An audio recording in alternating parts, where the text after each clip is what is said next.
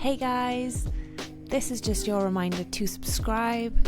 If you have any questions or any cards that you want to send in for our Sicko Zone Hall of Fame, anything like that, shoot us an email. All of our info is down below.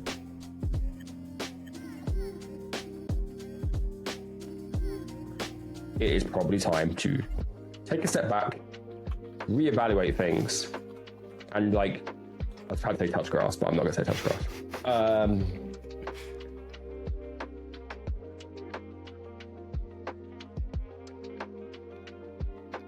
Okay.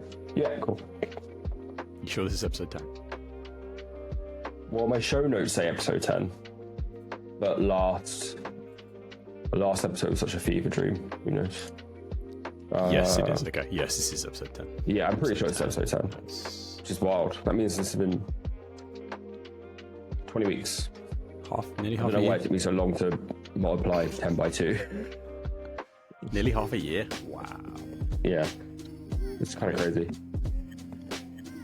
Crazy times. Right, me. Yeah. Get that up. Get that there. I'm ready. Are you ready? Episode 10 of the Magic Castles podcast. As ready as I'll ever be. Which is not very... Just kind of rolling with it. As we always do with our rolling starts, hello and welcome to episode 10 of the Magic Castles podcast. I am Overfiend, Tom Overfiend. Overfiend everywhere. This is my co-host Adam GCB. Hello Adam. Hello. How are you doing on this fine Sunday? I'm okay. Rona fatigue is really real, actually. So I feel like I've been hit by a bus. Ironically, I'm sleeping probably better than I have ever. Probably since I had Rona last. I'm just knocked out by the end of the day. But then I'm waking up tired. So it's like I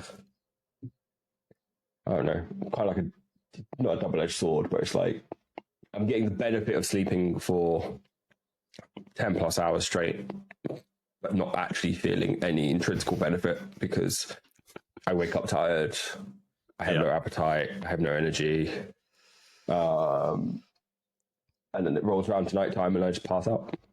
So that's cool. That's fair. Yeah, all I can do is play Balatro. So. That's all I'm doing is playing Balatro. That's all I can do. I checked my time.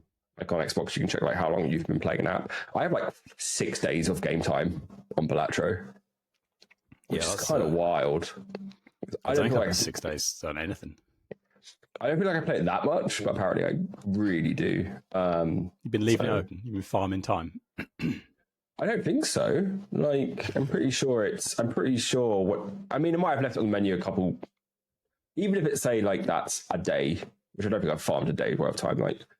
5 days of Balatro is quite a fucking lot. So yeah, that is a lot, yeah. I'm just.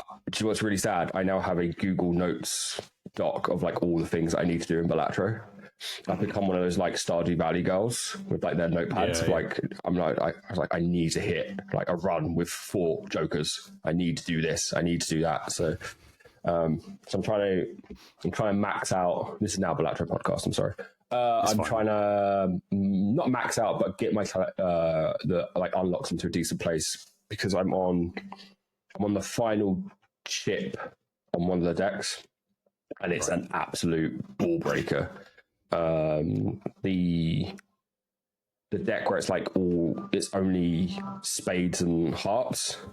It's just easy because you just flush every single time. You flush. But the way that the difficulty escalates, especially in the last couple, is just not miserable. It's it's severely challenging. So you get jokers that you can't get rid of. So you get eternal jokers. You then get perishable jokers. So you get jokers after 3 turns they debuff and don't work anymore.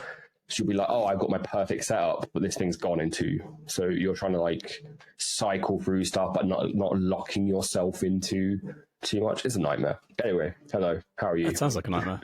And if you want to alleviate some of Adam's nightmare, you can like and subscribe and press a positive engagement anywhere. Follow us. How are the numbers looking? How are we We're good. We really want to get to the two big milestones for us right now are 100 YouTube subs. I think we're like 30, 40 away from, which is fine. We'll get there. I'm not too worried about that. And then TikTok, I think we need to get to 1,000 to live stream. Yeah. So here's the campaign. We want to get to 1,000 on TikTok so we can start live streaming card admin, basically. I think that is like busy time that we can maximize into content, because if you ain't grinding, you ain't hustling. So we want to make out sure with us while we talk crap and look at fun cards. Yeah. I think like the way we'll probably do it is one of us doing it, or Kerri doing it, and then joining Discord, chatting, listening to music, like chill vibes. But I think it's another element of something that we can offer that a lot of people. So that's the kind of plan. So yeah, that's why if you see us trying to do big pushes for TikTok growth, that is why. Everything else is fine. I think Twitter's hilarious now. It's 2024. Twitter is like so fucking dead. This is me getting to my professional capacity, and I'm really sorry I'm talking about shop, but like the swamp tweet blew up for us, right? I think it ended on like nearly 7k likes, and on like I would say close to. I need to look at it now, so I'm not talking out my ass. I'll go get it up. You carry on talking. But anyway, like that tweet did numbers. If it was like 2018, 2019 Twitter, we would have got like a bunch. We would have probably doubled, if not tripled, our following, which is small. It's like 100. 6k likes, nearly 500k views. Right, so 500,000 impressions for an account with, at that point, it was like 90 followers. Back in like, I would say definitely pre-Elon, maybe even pre-for you feed. Pre-Elon times. We would have probably doubled or tripled our following from that, right? Just because the way that Twitter worked would be, if you see something that you're like, oh, I like engaging in that, you'd follow that person to make sure that those posts continue to land in your feed. For you feed kind of messes with that now, because now that someone's liked that, chances are they're going to see a lot of our posts until they stop engaging with them, and then it'll cycle out of their feed. So it's quite Twitter follower growth. Words in like 2024 is basically impossible.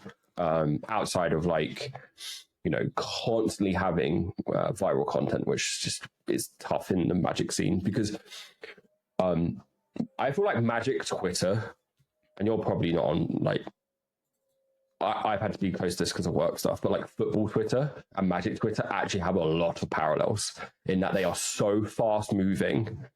Like a discussion point that is happening in that hour is like dead within 24 hours. Like it just moves so quickly. Everyone's got a fucking opinion, right? Like that's just how those Twitter spaces work. So like I feel like there's a lot of parallels in between that, and it's really hard if you're not someone who is contributing to everything. It's really hard to kind of have that growth. And I feel like if we became an account that has an opinion on everything and says everything that we think, people will find out very quickly that we're not that funny and that we do not know what the fuck we're talking about. So that's why, you'll see a couple tweets from us every now and again, but we're not like a content farm in that regard. Anyway, I had a bit of a tweet that went off a little bit. It got 300 likes and 25k views, which I was quite happy with. The Game Boy camera photos from the con. I think I got like one real follower from it. Yeah, but it was Jake Boss, so I'm quite happy about that. Yeah, but still, you'd think... it's just tough, right? Like the way that I feel like Twitter is going now is it's more networking than it is being an influencer or being a content farm. Like it's effectively LinkedIn for creators, which is psychotic and horrible to think about. yeah, that's kind of just where we're at. But anyway, yes, that's why we're pushing YouTube. I think at 100 we get our custom URL, which would be nice because right now we're at youtube.com/bunch of numbers. It would be nice to be able to just have that sync up with everything else. As Magic Castles Pod, and then TikTok. We just want to do these streams. I think that'd be cool. I think it's like, you know, for lack of a better term, low effort, but allows us to spend more time talking Magic on the internet in a not so serious fashion. Anyway, which this, you know, that's what we do. That's what we do anyway, yeah. But like, I think the ability to just boot up a TikTok stream whenever someone is free, I think would be like, we're not gonna do like a schedule or anything like that. I think it's just like, oh, I've got a couple of hours, I'm doing card admin. Let me have the camera point down whilst they do it. So yeah, that'd be cool. Anyway, that's a rolling start intro, I guess. Bad. That's good. Please subscribe if you want to hear us waffle about the state of Twitter in 2024 and how Magic Twitter is basically football Twitter, but for nerds. If you do want to follow us on Twitter, you can play a fun game of guess who's writing the tweets as well. That's something that it's usually me. You tell. I think it's quite obvious it's usually me. If anyone's followed my work personally or professionally, it's very obvious it's me. Can you hear the people outside cheering for the football? Oh, is it football now? I assume so. I hear a bunch of people go. So yeah, if you hear that, I'm sorry. For context, we were recording on Sunday. It is 4:20, which means I can hear some chanting. Are you looking to see if it's happening now? Yeah. Can you hear it from me, or is it outside your? It might be mine because I've got some scoundrels on the developer next to mine. Yeah, I think it's you. Yeah, there's a pub over there. So yeah, I think it's you. I'd like to leave the window open if I can get away with it, but so just ignore them. We're talking about cards. We're talking about football. It's additional flavour. People will be cheering for our bad jokes and shit takes, so it's fine. Before we move to Upkeep, if my voice sounds particularly fried and I'm mumbling, I am sorry. Rona, I felt like Rona had got away from me. I mean, it has for the most part. I'm just still feeling a bit rough. So, may require subtitles this listening, but we'll see. I'm not subtitling the whole thing. I'm sorry. You're gonna have to use the auto-generated ones. Yeah, just use your it'll just be like blah blah blah, Joe Biden. Moving to Upkeep. It feels like old news, but Assassin's Creed came out 2 weeks ago. It did. I feel like it's that set feels ancient now. Yeah, it's been and gone. Been and gone. No one cares, but you know we're going to talk about it anyway because it's content. It's what we do here. So, what did you end up purchasing, Tom? I got a couple of packs at MagicCon. I got a bundle and I got a collector's booster box and I got the starter kit. And I genuinely do think the collector's booster box was the way to go with it because the card packs in there were 10 cards, I think, versus the 7 in the standard. Or is it? Or there might have been 12. I don't know. It was two more than Aftermath. Yes. So it was 7.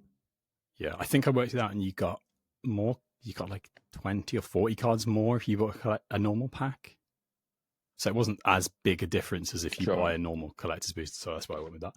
I'm pretty glad I did. I got a bunch of decent stuff. My best pull was still I got the 5-color Ezio at MagicCon, which was nice.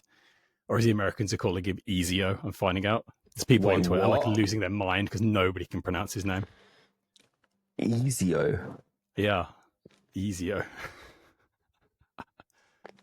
It's old auditory, is it? The guy had 3 games where he said his name. Yeah. Well, and a trailer. Let's not get into that because we've yeah, fine. And I also got the foil Leonardo da Vinci, who I built, which is pretty cool. I did get a bunch of other cards. I got a textured foil Ivor. It's pretty cool. Nice. I got the foil full art of the colorless commander, which is pretty cool. Where are they? Here they are. I've got my sale precursor cards at the side. people. I can't remember what they're called. The Capitoline Triad. Capitoline Triad. Yeah. They're like the precursor race, basically. Yeah, so not too bad. I got a bunch of cards that I wanted. I only got one set of the Garb, which I was kind of disappointed about. I'm convinced, tinfoil hat time, there are commons in that set. And they're not just uncommons. There are definitely commons and uncommons. I mean, that's like most sets, though. Yeah, but they're listed as uncommon. The whole deal with these mini packs have, is most sets will have like mythic uncommons. Yeah, there is definitely a rarity. Just due to placement on a sheet. Yeah, so I got one set of the Garb, which was a bit disappointing. But yeah, I got a couple of conspiracies, a couple of so many coastal piracies. I got Cover of Darkness that was pretty nice, actually. Nice. Yeah, pretty good pulls. How about you? What did you get? So I bought a bundle, the starter kit, which I still haven't played yet, which we are going to play. They're really good, starter kits. Yeah, Stacey wants to play them. Stacey's like, you got to take these apart, aren't you? I was like, yeah, probably. So you are. There's really good cards in it, but they work really good against each other. Yeah. So we're going to play that. And I bought a normal box just because I wanted the experience of like sitting down with Stacey, who is a massive Assassin's Creed fan, and kind of like having a conversation with like, oh, that assassin's been printed, and what does that assassin do, and the kind of stories of the card, like, and not have the conversation about what collector boosters are and how much they're worth. That was like a big. I was like, yeah, I can get all like these shiny cards, but then it's a question of like. I didn't want to have a conversation of like, because I don't buy collector boosters that often. I think I buy them for like sets that I'm really interested in, like Infinity, apparently. So I didn't want to have that kind of financial, this is how much money is going into this game. So I wasn't prepared for that. That's fair. So we bought a standard box, sat down, opened it. It was really cool. It was really interesting watching someone who has like a limited understanding of Magic and mechanics, because Stacey's a fairly new player, but Stacey has played, pretty sure, every Assassin's Creed to completion, or if not to near completion. But watching like Stacey understands that the hay bundle, like the bundle hay, like the haystack, whatever it's called. But like the phasing means you're hidden, and then the smoke bomb meaning like everyone's now shrouded, so you can't see anyone. And then just proving that like the storytelling that happens in Universes Beyond cards and how it translates to Magic, and how that is how they explain rules by design to people who do not play Magic natively, tells me that Universes Beyond is the best thing that's happened to Magic the Gathering in like the last 5 years. The mechanics versus storytelling thing, because I think the Warhammer set was a bit light on that, but since that, they've absolutely nailed it every single time. The Lord of the Rings cards, the Fallout, Doctor Who cards, Fallout. The mechanics have been so perfect, and especially this set, they've been great. Like the application of the mechanics. Yeah. So that was really fun. I didn't open too much like crazy stuff. I opened the 5-color Ezio, but like normal version. I opened 2 swords of Light and Shadow, which is nice. Not the one I want, but it's fine. Excalibur, which I think is actually going to be a cheeky money card, just because it fits into any Voltron deck. That's true, yeah. So I feel like that one's going to creep up, and it's not one they can really reprint, because I believe it's got like a sub name that's very Assassin's Creed heavy. So there is, so it was cool. For me, it was more the experience of sitting down with someone who's obsessed with Assassin's Creed, and being able to kind of have a crossover interest and the experience set, which is really, really nice. So yeah, that's all kind of what I really bought on the Assassin side. I was tempted to go like crazy into it. I think honestly, it like if they made commander sets, I obviously would have bought them, but it's clear either from a Ubisoft and WotC brand agreement that this is all they wanted to do, or they just sat down and went, actually, the design space is quite small for having every single kind of key visual moment of Assassin's Creed be a hit. And then do you get into, because like they were stretching a little bit, right? Like, did we I mean, obviously they're going to reprint Royal Assassin. Do we need another Royal Assassin? So yeah, it is what it is in terms of like I'm happy it didn't cost me £500 to buy everything, so that's nice. I did worry about that at the start. Because when they announced it, I was thinking, how are they going to make a whole set out of Assassin's Creed? At the time, I don't think they announced it was a small set. Yeah, they just said we're doing it. Yeah. I was expecting 4 commander decks, a full 300 card set, and I was expecting what ended up being the Fallout treatment, like 4 commander decks, or well, actually probably more so what they did for Doctor Who, which is like 4 commander decks. Each commander deck is like an era of like Assassin's Creed, which so you could do like Altair through Edward, or Altair Ezio. I mean, Connor and Edward have a lot of crossover. So yeah, I thought they could have potentially done like blocks of Assassins games that have kind of thematic crossover.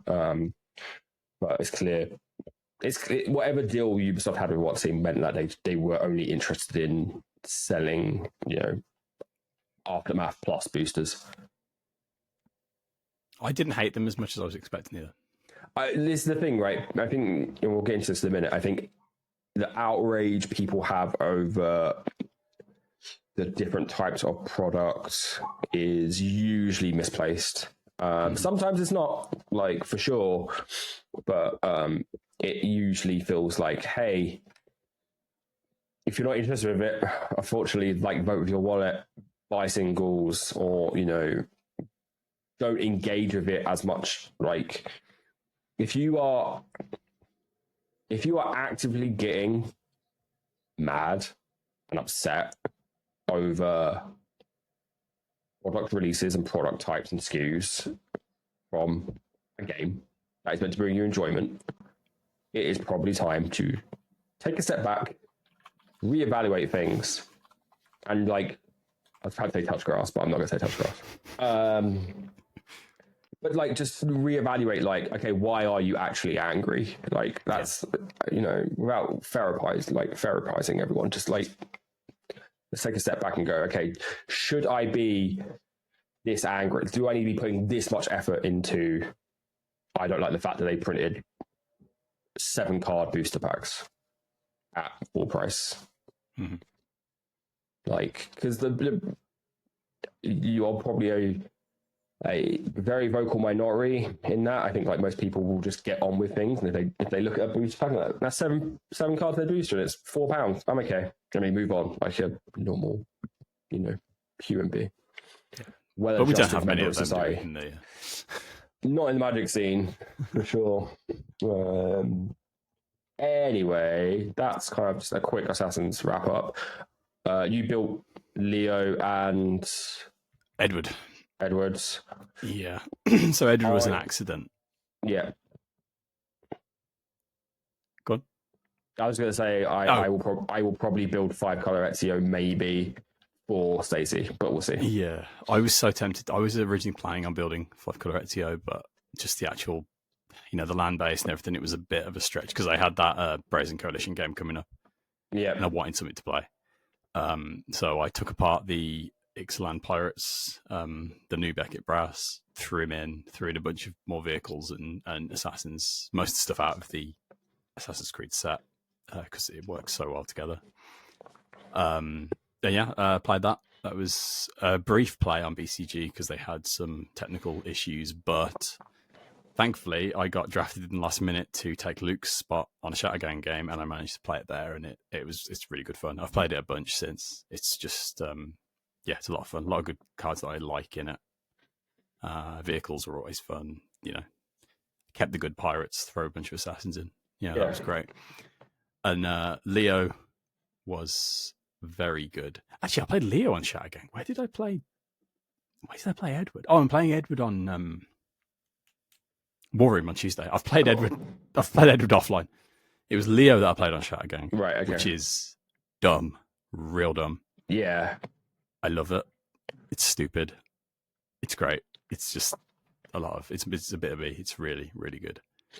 People are saying Leo might be CDH playable, which is really funny to me. That I really hope it's true, because the idea of actual person Leonardo da Vinci being like tier 1 is hysterical. And I only wish that the other like Socrates and Cleopatra were also as pushed, because the idea of just like CDH becoming horrible histories, the multiplayer format, would be really, really funny to me. I would like to build the CDH version of it, because my problem with CDH is it's the same 5 cards. It's the same, a handful of commanders, and I hate that. I love Commander because it's just whatever. But the fact that it's something new, I might do it. I don't know. We'll see. Might be how I get into the format.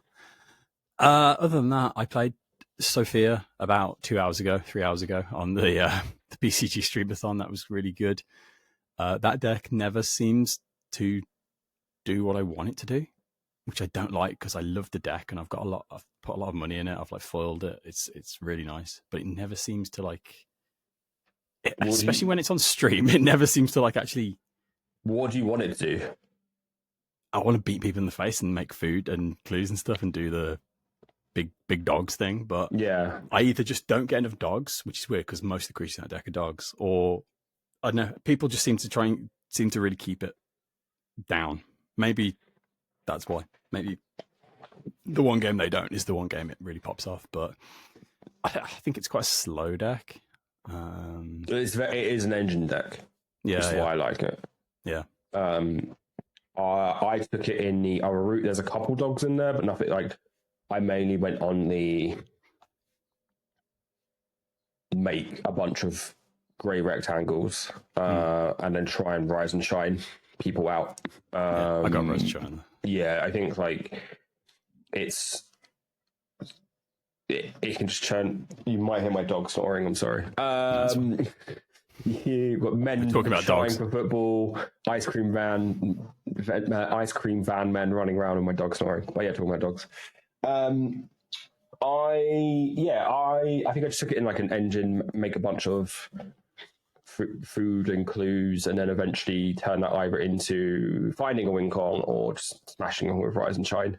But tiny can get ironically massive quite quickly, which is kind of the initial kind of game plan for it, I find. And then it's a case of just after Wrath 1 or 2, you're just okay, let me just try and find let me just dig to rise and shine and then start smacking people.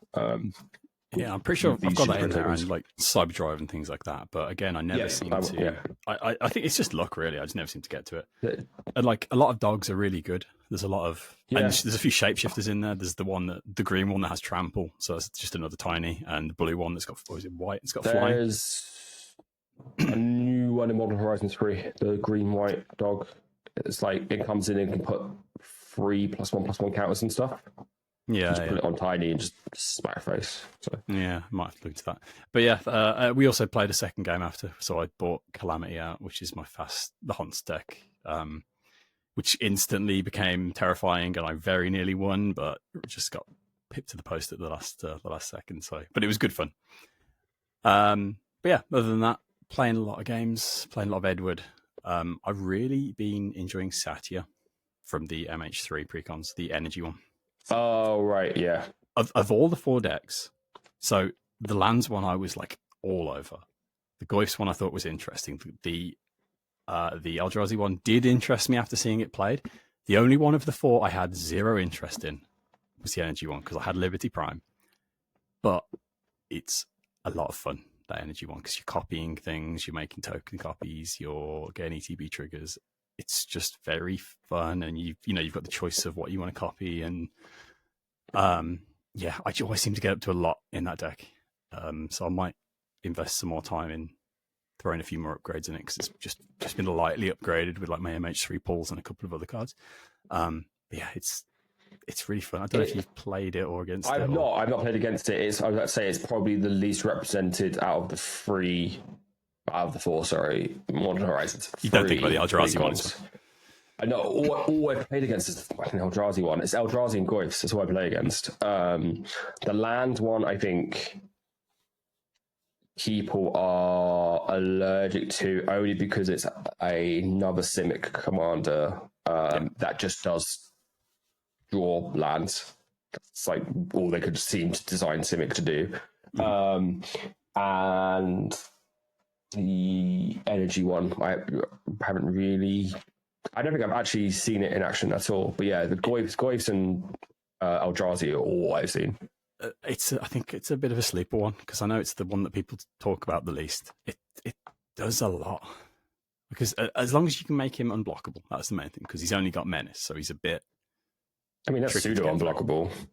Yeah, but you need some like Whisper Steel Cloak, or I put my Brother Regalia in it just to get him through. Because as long as he can get in, you're copying things. You can do some nutty stuff. Somebody else was playing it, my deck, and they found an infinite in it that just was unreal. I can't remember off the top of my head, but it was wild. Yeah. There's some really powerful cards in it. It isn't necessarily an energy deck either. You don't really need to do any of the energy stuff because you're copying things. You don't need to keep them about. But you just find yourself making loads of energy, and then you can spend it on a lot of these new energy payoffs that we've got in MH3. Yeah, it's just a lot of fun. It's real good fun. How well does it combine with the Liberty Prime, like science stuff? I've just put Liberty. I've got a lot of the Fallout cards in it. Yeah. I've just put Liberty Prime because I just got another copy of him. But the thing I find with the Liberty deck is when he comes out, you just putting people on a clock. Then they've got to remove it, or they're dead, because he is huge and he is coming right to their face. Large and in charge. Yeah. Yeah. So I've just put him in because copying him every turn is going to be wild. And Dr. Lee is. She's just a good like toolbox for using. You need things to use the energy, because I think I had like 30 or 40 energy in one game. It was just crazy. Okay. Yeah, it's good. Wild. But other than that, I'm just being super creative and productive. Amsterdam really, I don't know, made me feel something about my hobby, and like I'm just enjoying it. Yeah. Drawing loads, just doing cool stuff. Amsterdam made me feel something, and that thing is called COVID. So yeah, I didn't do much the first week back. I was just recovering. I was just in isolation, feeling rough, but recovering. And then we had a friend stay over. They bought some Commander decks. So we played some casual games. They were like, I was like, what do you want to play? And they were like, I think I'm going to play like my Sign of the Ur-Dragon deck. And I was like, okay. And then she was like, I haven't upgraded it since like Eldraino. And I was like, oh, okay. So it's not got like Baldur's Gate stuff in it or anything like that. So I was like, okay, fine. I'll play Barakas Undying one. Let me tell you, Sign of the Ur-Dragon, even with Old Dragon, still very, very fucking good. Very hard to beat. I played, I think, three of like the Fleshbag Marauder style. Get something gone. It didn't matter. Like it was just kept coming back and kept being absolutely huge. Dragon Temp, and I know that as a Miran player, I know this Dragon Tempest is just a remove on site card. Like you have to get rid of it. But I think I was playing that, and then Stacey was playing this janky Eloise deck that I made her for like an anniversary or birthday. Dimir Clues. So it was like it was themed as like a murder mystery. Yeah. So on the architect file, it's like these are your private investigators, these are your suspects, these are like your witnesses, and motive, location, all that kind of stuff. It doesn't really do anything. It's really cute if you like look through it. It doesn't play well at all. So what I might do is take that apart, because there's some things I want for Baracus in there, and then build 5-color Ezio or some version of Ezio, because I think that might be more fun for states to play. So that game was basically me just trying to fight off a bunch of dragons whilst assembling party. Didn't go particularly well. And then, because also the Baracus payoff is like fine. Like it's fine in like a 4-player game where everyone's kind of like not durdling, but like everyone's kind of taking their time and building up slowly. But when you're being beaten down by like 6 dragons, you can't really be like, I'm now going to sack this and draw a card. So that was fun. And then always, I try to be a nice host when people are around. So game 2, I brought out Lord Windgrace. And checks out. Was like, what are you playing? I'm playing like some mill thing. I mean, they're playing there's a mere god, mill with butts guy. I can never remember his name. I was like, okay, cool. I can see the artwork. Yeah, it's like the guy doing that. Who I proceeded to go off, and basically, I think I had like at one point I had like a Bristly Bill, a Lotus Cobra, and like a 3rd dumb trigger. Oh, I had the Aftermath Nissa. And was just like land, do a bunch of stuff. Land, do a bunch of stuff. Awaken the Woods for 11. Do this 11 times. It's Thenax, God of Deception. Thenax, yeah. And he do be doing that. Yeah. So that was fun. Being like, oh, okay. I see how it is, and we smack you with trees. So that was cool. And then I thought that was my magic for the week. Turns out it wasn't. John, who was Man Dog John, who was setting up the BTG stream-a-thon. Sorry, I'm ill. Words are hard. Don't fight me. Had tech issues with you. Wanted to kind of put to rest that it was on his side and just his ISP. So done a kind of impromptu stream on Wednesday, and needed a fourth. And I was like, I'm around, not going anywhere. So I played Miram against Lewis from BCG was playing the Eldrazi Precon, and it was just I kept a slow hand because whatever, it was fine. But it just didn't. I think in that game I cast Miram twice, played Defense of the Heart, got always dusted, and then proceeded to do nothing for the rest of the game. Basically, I did in Eldrazi. It's like a 2/9, and then at the beginning of your combat, you can like switch the power of toughness of like all your Eldrazi. Yeah. I got to Magma Quake that fucker. That was good. Nice. Which is like Magma Quake for 2, get this out of my way, bashing me for 9. That's gone straight into my Minichi deck, the Switch Power and Toughness deck. I'm so glad I got a new card for that. But it'd be quite funny to put it in like a Doran deck where actually all you're playing is like big toughness, and you've got to try and work out a way to switch to toughness. All you're playing is big power, and you've got to switch out the power to toughness. But yeah, that thing was that Eldrazi deck is just annoying. It's just so resilient. Either because its stuff is massive, it has I think like a couple of like one-sided board wipes. And it has like really strong graveyard recursion. So you're playing whack-a-mole on like so many different levels. It was a nightmare.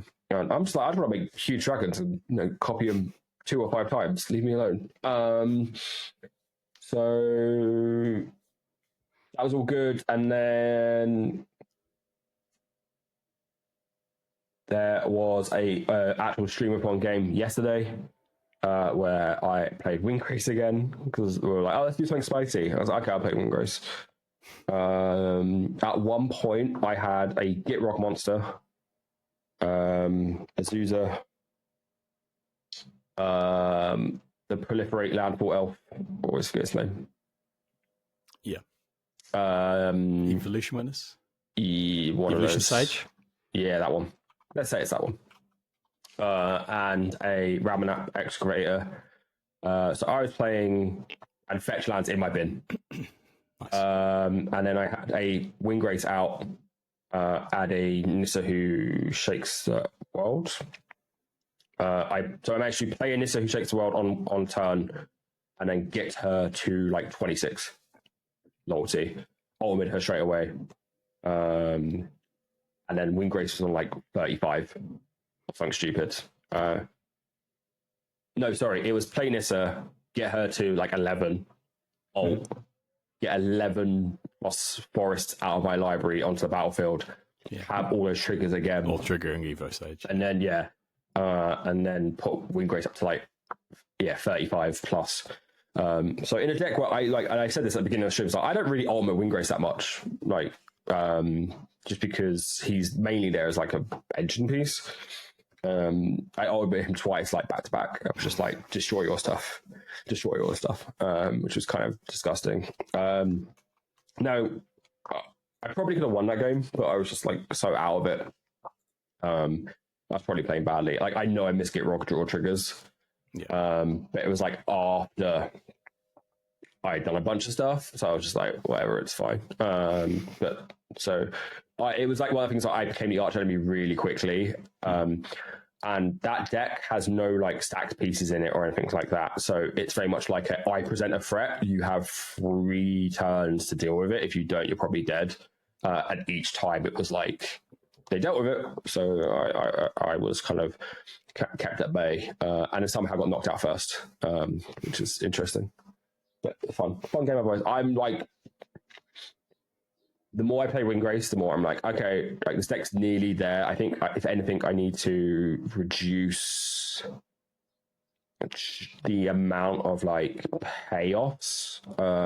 I could probably cut our land or 2, and then focus like a bit more on interaction. Just because the interaction pieces aren't great. I think I've got like 3 or 4, because that's what the deck isn't trying to like. The deck isn't trying to fight you on even ground. The deck's trying to say, hey, I'm going to make 30 trees this turn. Like, I'm going to smack you in the head. How do you deal with them? Like, it's meant to be more of an arch enemy deck than a, like, I'm going to keep you at bay and then win over via, like, nutrition. So that's cool. And then, I've got a massive stack of cards from Modern Horizons 3 and Assassins that I need to update decks with. I just haven't done it. I've been too ill to even think about, like, outs and ins and all that kind of crap. Yeah, I've been slowly managing that. I've got a few good upgrades actually that I've put in decks, but I've got too many decks now, and I do try and keep them all upgraded. That are things that I've got, but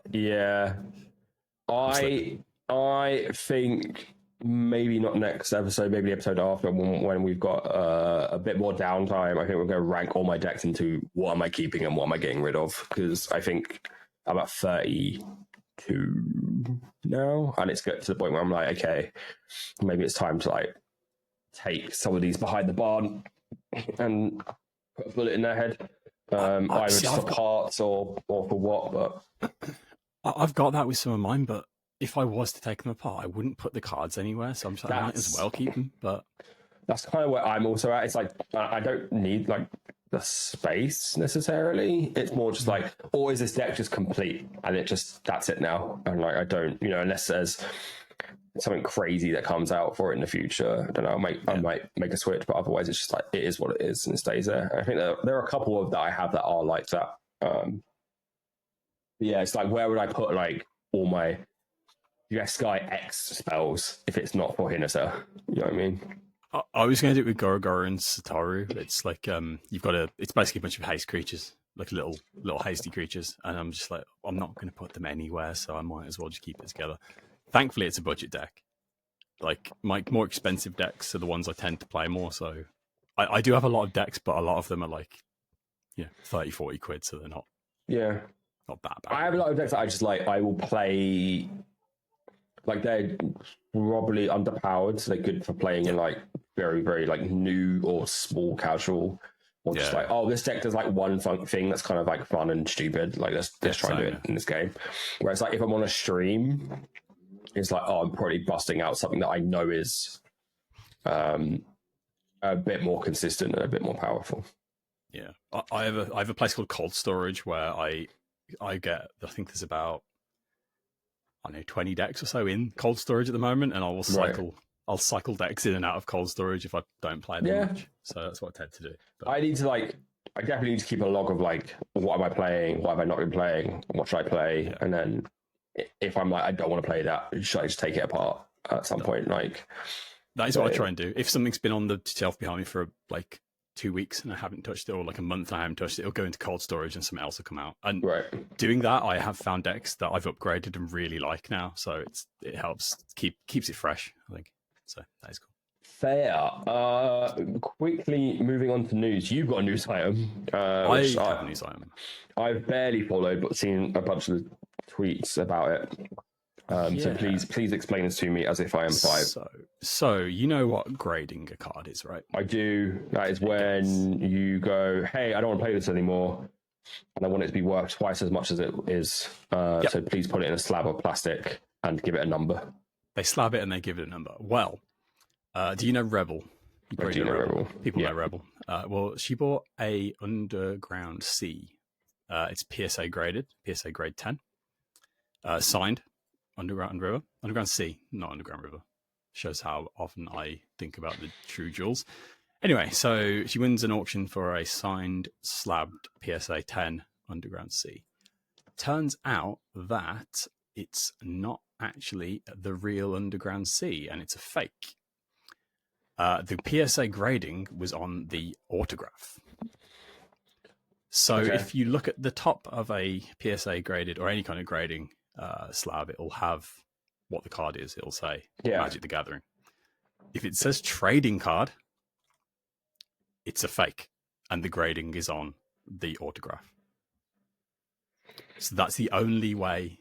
That's the only difference, is that it won't say Magic the Gathering card. It will say trading card. And so it's like a nondescript. Okay. Which I'm sure people in the know, and Rebel said this, like people in the know would know that, but to the average Joe, like I'm sure you didn't know that, right?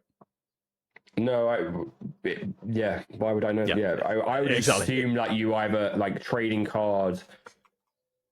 I mean, if you see them side by side, you could probably work it out. But like, if you were just in isolation, if it was just like, hey, this trading card, you would think that is just a blanket term for all trading cards that company evaluates. So Pokemon, Yu-Gi-Oh, Magic, whatever. And you'd think there'd be some kind of notice, just something on the listing saying that this is a fake. This is a fake card. Yeah, or just make it obvious. Not original item or something similar. Yeah. So basically, I don't know if I don't think there's any updates. They tried to get their money back, but they can't. It's all final. So basically, they've bought a fake card now. But yeah, a lot of posts just bringing it up and bringing it to a lot of people's attention because very few people were aware of it. Yeah, I'm fairly anti-grading. Anyway, I feel like it's just, I don't know. I feel like it moves too much into like MTG finance bros. Yeah, it's definitely not something that I do myself either, but it's just one of those things where like you think if they're dealing in these expensive items, they would make an effort to try and make sure people understood what they were buying. Honestly, like if you're selling anything over like a certain value, you should probably be way more clearer with on something like an auction as well, right? Which is you're going to get like wider interest from probably beyond your normal clientele due to the stakes of auction, be it a charity auction or just like, it's like crazy high-end items, even though they're fakes. So being like way transparent, it's like, that's why eBay now have like a lot more terms and conditions about like when you list stuff and how you title it. The amount of people that used to sell like Xbox boxes, I remember, for like hundreds of pounds, and it's like, well, this is what you bought, and it's like, okay, well, I've just bought an empty Xbox box, but that's like, so you have to be like way clearer with what people are actually buying, and like you have to put a description in, all that kind of stuff. And I think eBay as a entity has definitely moved into more of like buyer's rights now, right? It used to be very, very biased towards the seller. But they've definitely kind of lessened that and moved towards the buyer. So yeah, I think like honestly, if you're not being fully transparent with this stuff, chances are you're doing shadier shit than this, and like you're actively trying to like gotcha people, which is probably not a great place to be, especially in a niche community like Magic or like trading card games, where all it takes is one tweet and then suddenly like everyone knows the Pinkertons came around your house. Like, you know what I mean? So it's worth mentioning as well.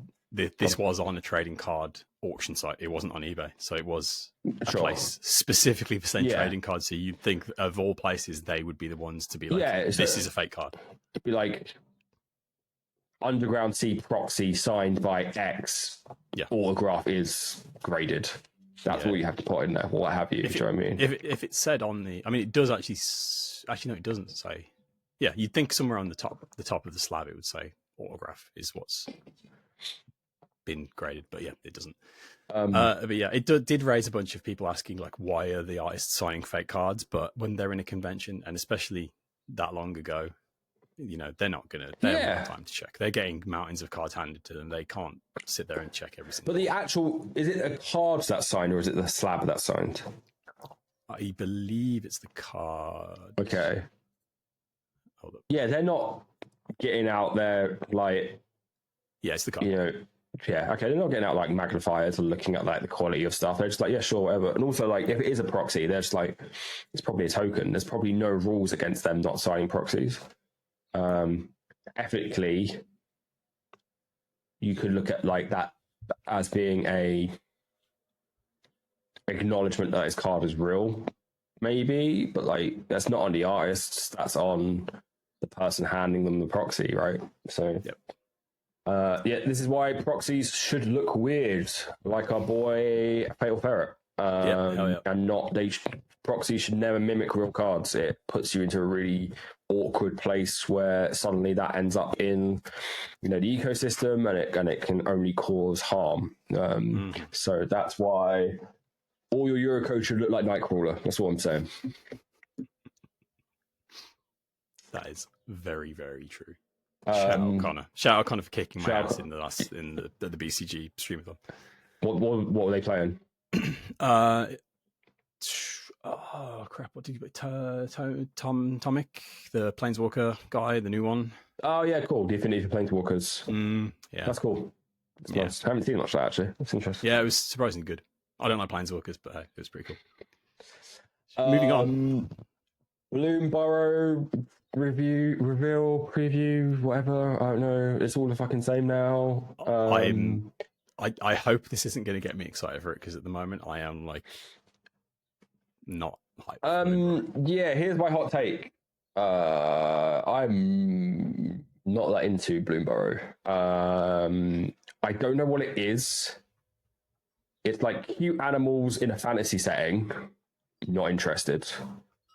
But if you put a Tommy gun and a fedora on that cat, I'm suddenly in, and New Capenna is my jam. I don't know what it is. I think it's because it's the difference between like anthropomorphic and realistic, and I think like the seeing cute innocent types only go under duress and like brutality, which is like what these like, you know, Animals of Farthing Wood style things are, right? Which is just like the balance of, oh hi, it's nice, it's a duck, it's a frog, and it is a wolf eating that duck like in front of its children. Like I just don't like, it's really jarring for me. But then I'm okay with that raccoon holding, you know, a minigun in New Capenna and just shooting down demons. Yeah, I don't know what it is in my brain that I'm like, okay, like I'm okay with that. Like that raccoon's in slacks now. He's my guy. So I was actually really hyped for it, but the Duskmourn hype has overtaken it for me personally. Yeah, I think also like them being that Magic trying to have its like Barbenheimer moment of like, oh, it's like cute and fun, and then it's the scary set. I'm like, it's the reason why Barbenheimer works is because it was a coincidence. you make your own release calendars. Like, you knew you were doing this. Like, so, yeah, that's. I still think they are doing it to target two different markets, though, because like that you're more interested in Dustmoon, right? Yeah, and me too. And I do feel like if Dustmoon hadn't been announced, I don't think we'd be as into Bloomburrow still. I think doing this, at least, they're keeping us hooked. Yeah, so this is not me yucking anyone's yum. People who are excited for Bloomburrow, all the power to you. It's not for me. I have seen some commentaries. I've not really been keeping up with previews because I'm not overly interested. I'll probably open a bundle and be like, oh, that's cool. But people are saying the cards seem way less complex than recent sets, which says to me and others that Wizards are positioning this as a jump on point for a lot of new players because they're gonna catch people with the aesthetics, right? Yeah, for sure.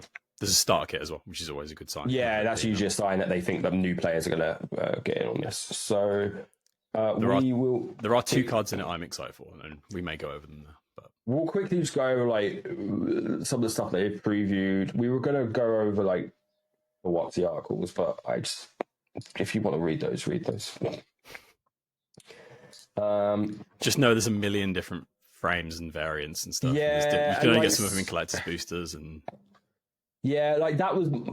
I nearly got caught out in the FOMO on that because I was like, oh, I actually want a Squirrel Liliana of the Dark Realms. It's I don't care about squirrels. Liliana of the Dark Realms is probably the worst Liliana. So why do I want this? Oh no, I'm a bad person. Didn't do it automatically. So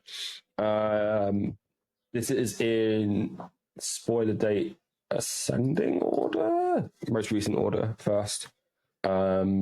I'm just going to scroll. This is great content. I'm sorry. I will say for the common good, it's something that I have seen, and I think it's really good for Gired, which is a sorcery for X green. Create X tokens that are copies of target token you control. Then tokens you control get indestructible until your next turn. You gain 1 life for each token you control. I think that's good for my Rhino boy. That's pretty good. Jesus Christ, Whisker Veil Forerunner, how much text do you have on you? Okay. Wow. Jesus Christ. All right, I'm going to try and read this. I'm reading this in real time. I've not seen this card. Oh my God. Don't do it. So this is a 3/4 Mouth Bard for 3 and a white. Has Valiant. Whenever Whisker Veil Forerunner becomes a target of a spell or ability you control for the first time each turn. Look at the top 5 cards of your library. You may reveal a creature card with mana value 3 or less from among them. You may put it onto the battlefield if it's your turn. If you don't put it onto the battlefield, put it into your hand. Put the rest on the bottom of your library in a random order. Okay, fine. Okay. That's a really fucking long-winded way of just saying find something for 3 or less. I quite like Gossip's talent. These new classes they've added. So. I think all the classes, especially in Commander, are such a trap. Unless you're playing it for the first ability. Yeah. Oh, yeah. That's what I mean. The first ability on it, because I've got a Mirko deck that's all Surveil, so that would do crazy things in Mirko. So basically, Gossip's talent is an enchantment class of 1 in the blue. Level 1 is whenever a creature you control enters, Surveil 1. 1 in the blue for level 2. Whenever you attack, target attacking creature of power 3 or less can't be blocked this turn. And 3 in the blue for level 3. Whenever a creature you control does combat damage to a player, you may exile it, then return it to the battlefield under its owner's control. You're probably playing that for level 1 and maybe level 2. Well, no, level 3 in Mirko as well, because you things come back from that counters if you flicker them. So it's just a big investment if you get blown out. Yeah, very. But even for the first level, it's pretty good.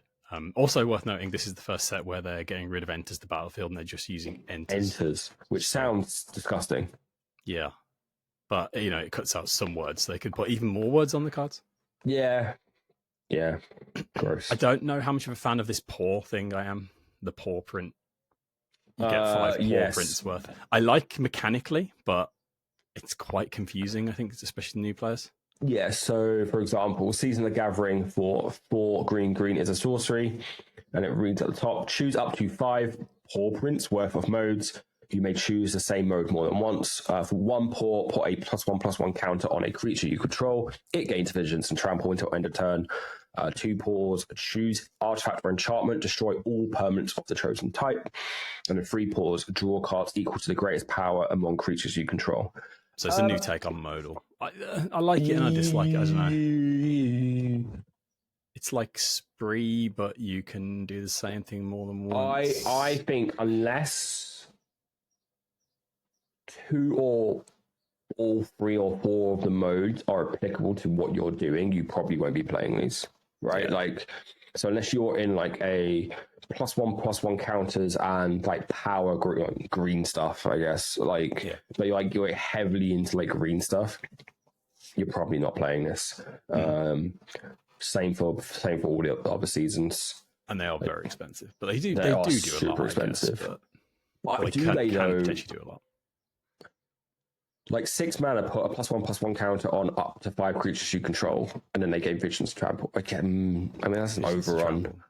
Yeah, maybe, I don't know. I feel like these are very like aimed at. These feel like aimed at duo players. Like these all feel like color pie, like reaffirming what these colors do at 5 or 6 mana. Yeah. There is one guy. There's 2 guys I want to get to. Helga. There's a guy I want to get to as well. Helga Skittish Seer is Tulane, but now they're a frog. It's a frog druid, a legendary creature, frog druid for 1 and 3. Words. Jesus fucking Christ. Sorry, everyone. They are a legendary creature, frog druid. There are 1 and 3 for Bant, so green, white, blue. To read, whenever you cast a creature spell with mana value 4 or greater, you draw a card, gain 1 life, and put a +1/+1 counter on Helga. Tap, add X mana of any one color where X is Helga's power. Spend this mana only to cast creature spells with mana 4 or greater, or creature spells with X or blah blah blah. No mana costs.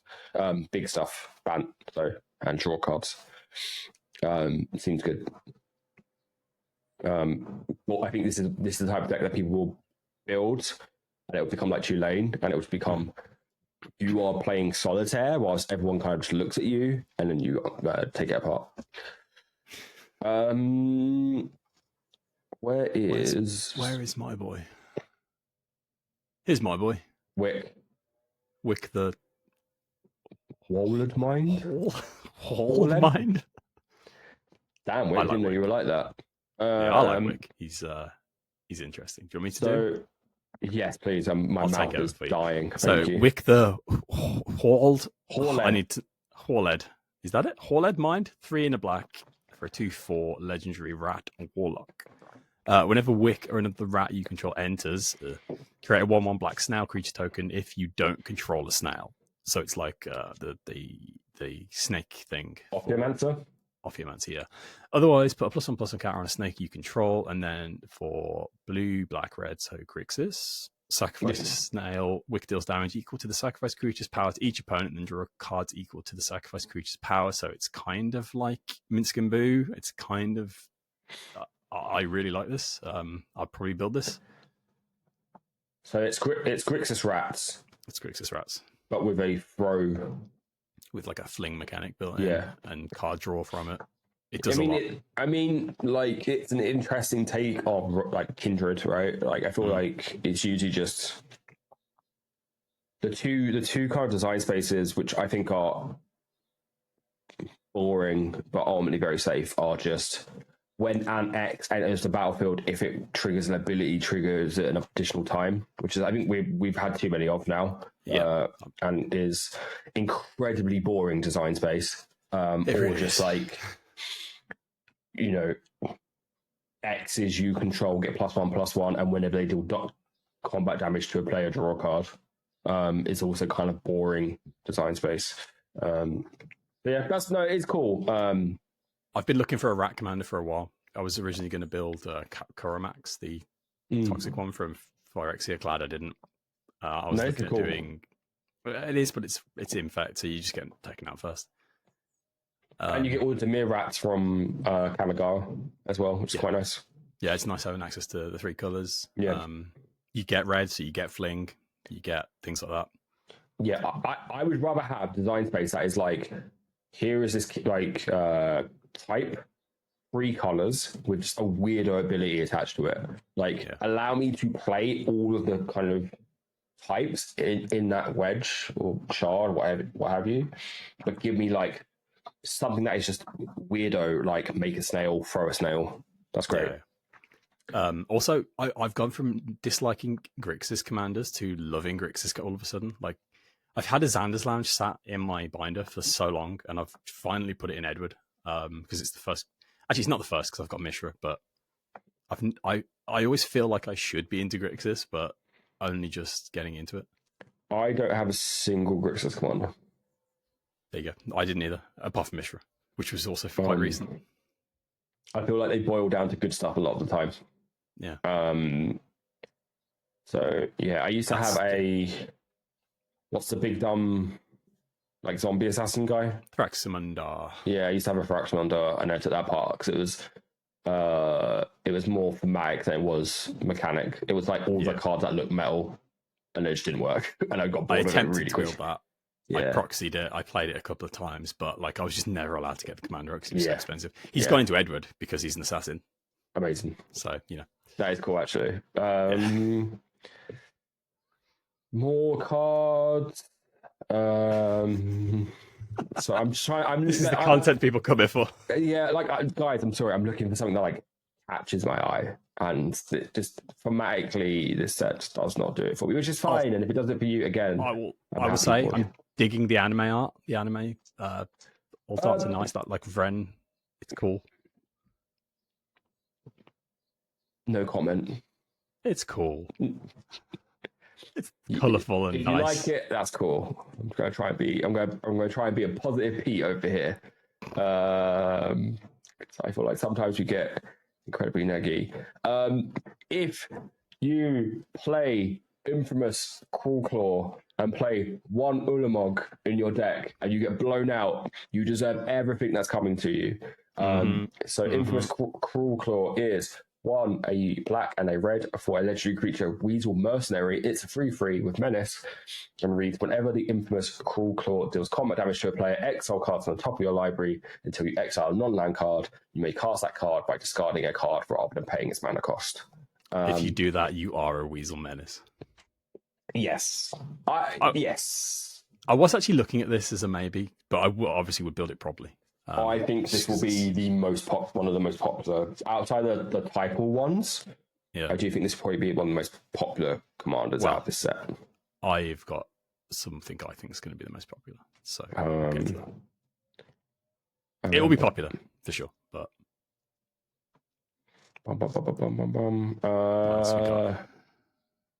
I do like the idea that the Calamity Beasts are basically just animals that are being thrown through omen paths.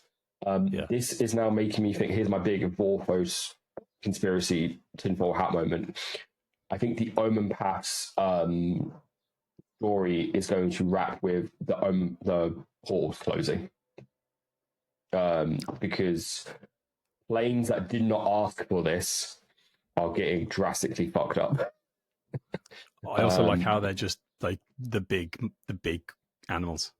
They're all to scale, right? So, yeah, it's like little rats are the people, and the big scary monsters are just like big cats and big wolves and stuff, which I really like. Because in the real world, that is their, they are huge monsters to them, aren't they? There's this happening. I think Duskmourn has like serious Omen Path like implications, and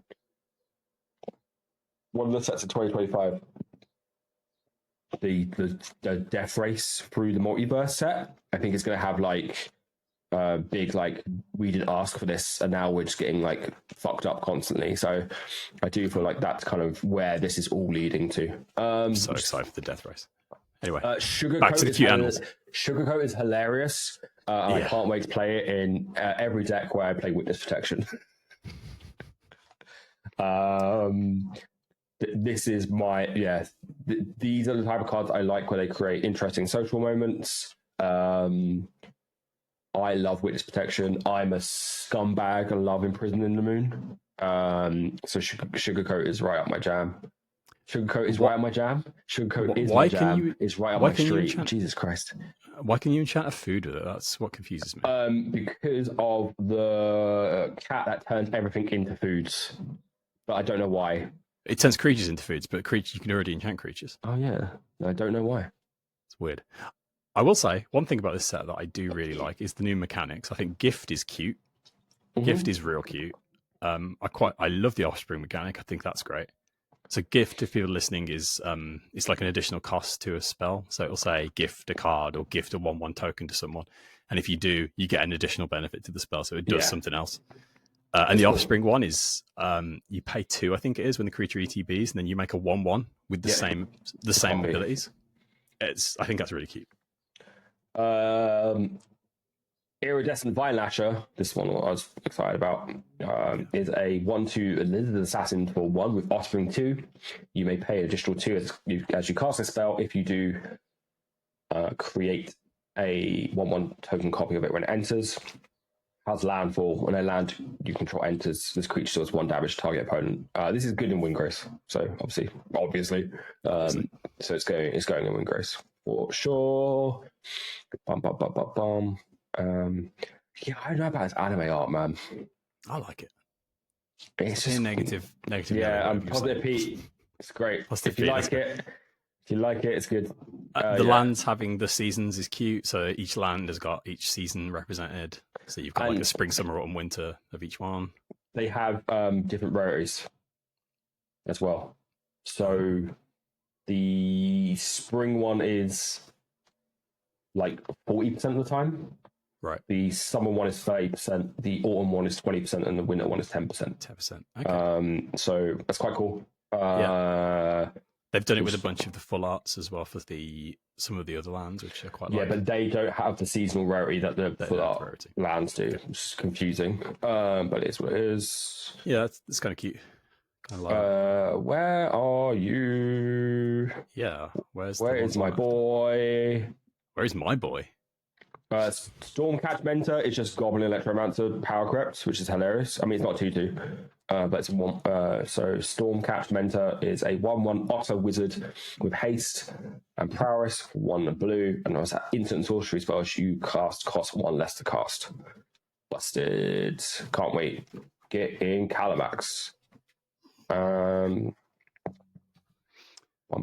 Still not seeing the thing I'm looking for. Where is it? This is great content. I'm sorry. Rao is a otter now, because when you join the plane, you become your persona or whatever they're called. So yeah, I quite like the Osteomancer Adept. It's pretty cool. He's a squirrel, 1 in the black. Good on. 1 in the black for 2/2 squirrel warlock. Death touch. Tap until end of turn. You may cast creature spells from your graveyard by foraging in addition to their other costs, which is. Oh, and they enter with a finality counter. And forage is exile 3 cards from your graveyard or sacrifice a food. It's cool. Yeah. I like forage. It's interesting.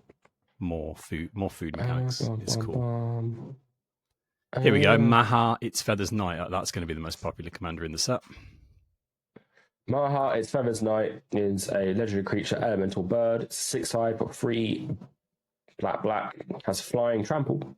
Ward, discard a card. Creatures your opponents control have base toughness 1. Oh yeah, I've seen this. I think this will be like Toctril. Like you play it once, and then no one ever wants to play Magic the Gathering with you ever again.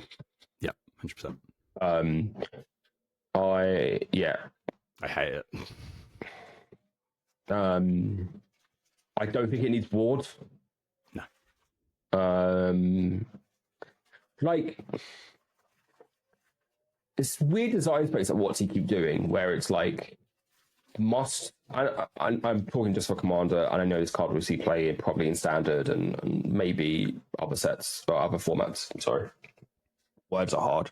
But like, if I play this right without Ward, this is still good. Yeah, right. It still eats a removal spell. It should eat a removal spell. Because if you don't remove it, you pretty much lose the game. Because none of your stuff can effectively block anymore. It can barely attack. Like, it dies to effectively being looked at. There is no shortage of -1/-1 anthems in black as well. Yeah, I know like discard a card isn't like overly punishing, but I mean, it just means like you're 2-for-1ing yourself. So yeah, I don't know. I feel like Ward was a mistake.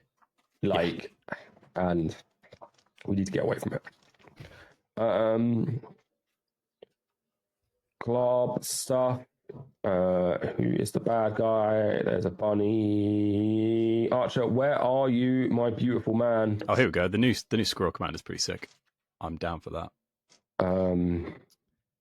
Camilla the Seed Miser is a legendary creature, Squirrel Warlock. They're 3/3 for 1 black and a green. Has menace. Other squirrels you control have menace. Whenever you sacrifice 1 or more foods, create a 1/1 green squirrel creature token. Has 2 and forage. Put a +1/+1 counter on each other squirrel you control. And a reminder to forage, exile 3 cards from your graveyard or sacrifice a food. So you do Golgari food. You'd forage, sack a food, make a squirrel, put +1 on the squirrels. It's fun. Do squirrel things. Definitely getting that pregame. Where is my guy? Yeah, where is my guy as well? I don't think he's here. Is this showing the commander set as well or not? No. But it was showing the commander. Isn't Camilla one of the commanders? No. Oh, rare. Oh shit. Chat van. All right, this is the only one I want to fucking talk. This is the only card in the set that I care about. I'm sorry. Right. Flurbs the Fool is a legendary creature, Frog Scout. 0/5. As you may play an additional land on each of your turns. Whenever you play a land or cast a spell, draw a card if you have no cards in hand. Otherwise, discard a card. This is Teamer Madness, which is super interesting, super fun. I can't wait. I've not thought about Madness with that. Yeah, this is Madness really deck. Good. Yeah, I can't wait. So this annoyingly is actually quite good with new Emrakul has Madness, doesn't she? Yeah. Yeah, I just sold my Emrakul. Kind of bummed about, but otherwise, I probably wouldn't play Emrakul in this. I don't think it's worth it. And also, you have to be able to create diamond mana, which is tough. Yeah. But yeah. So this is probably one of the Bloomburrow decks I will be making. He is a unique buyer box promo. So like the days of Kenrith, going back to that, which is slightly interesting. But yeah, Flubs, sorry. So tired. Flubs is cool. Can't wait to build him. And they've reprinted Chatafang, finally. Yeah. So Chatafang the anime art for Chatafang does look sick. Chatafang, not Chatafang. Chatafang, yeah. Dude. But this is actually proving that he is a nudist in the original, because he's in the original art, he's completely naked. So yeah, he's got clothes now. He's also got sick bone armor, which I love. It's great. That is cool. Yeah, I need that for my Chatafang deck because it looks so freaking cool. We're back to full art foil Planeswalkers, full art foil commanders, which is nice. I promise next episode I'll be way more with it. I'm not a fucking mess. This is like the second episode where I'm just a fucking mess. I apologize. And then each commander deck also has a Imagine Critters Planeswalker in it as well as full art. So the Bant one has Tamio Field Researcher as a bunny. There's Nissa in one of them. Yeah. I don't mean Jason. The squirrel one gets Lily, right? I guess, yeah. That's good, because that's the one I actually want. Makes sense with her being a squirrel. Yep. Yeah, I would guess so. I guess the Nissa is in the Gruul. And then the... Oh, is Jason one of them? Maybe Jason... if they put Jason Weisgolper in a commander deck, that's fucking wild. Maybe they haven't shown it one yet. Otherwise, cool. Yeah, so that's kind of where we're at Bloomburrow. I'm sorry, like we would have done a way more like interesting like set breakdown or preview breakdown, but one, it's not actually done yet, and two, neither of us are that excited about it. Next episode, we have potentially Kerri back, and then potentially a special guest, so maybe they'll be able to kind of Give more interesting takes then. That's kind of meh. I think Bloomburrow will be out by then as well. So, dude, is it? That's so quick. I just opened my Assassin's boosters. What the fuck? It's out 26th. So yeah, it will be. It's pre-released this July. Friday. Yeah. Oh. Oops. I haven't pre-ordered anything yet. No, so. Also, with the release of Bloomburrow, they're bringing out value boosters. Hey, remember when they were cutting booster types to make it less confusing? Yeah. I mean, what is a value booster? So at select retailers, this is directly from the mothership. At select retailers, you may see a new kind of booster available. While collector boosters are perfect for fans who want all the coolest cards, and play boosters are built to bolster collections by being open to play Magic, value boosters are a smaller, lighter booster that contains a handful of new cards any fan can enjoy. A budget-friendly way to experience Bloomburrow. Each value booster contains 3 commons, 2 uncommons, and 1 wild card of any rarity, and 1 card that may be a land, a traditional foil, or a special guest card.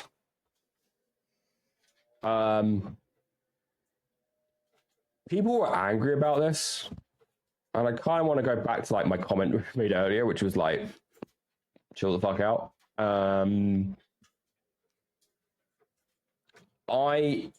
My head